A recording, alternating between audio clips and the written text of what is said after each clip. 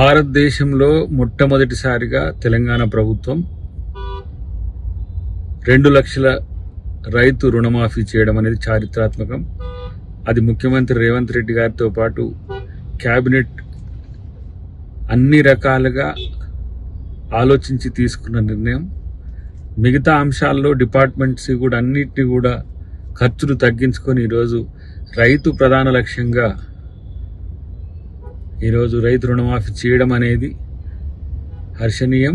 రైతు అందరూ కూడా ఈ విషయంలో ప్రభుత్వం యొక్క చిత్తశుద్ధిని గమనించాలని విజ్ఞప్తి.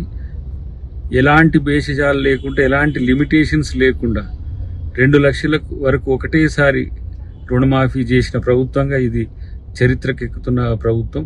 కాబట్టి భవిష్యత్తులో కూడా రైతుల యొక్క బాధల్ని, రైతుల యొక్క కష్టాలని ఈ ప్రభుత్వం, రైతు బిడ్డలుగా రేవంత్ రెడ్డి గారు కానీ అందరూ కానీ ఈరోజు మీకు ఎలాంటి కష్టం రాకుండా చేసే ప్రయత్నం ఈ ప్రభుత్వం తీసుకుంటుంది.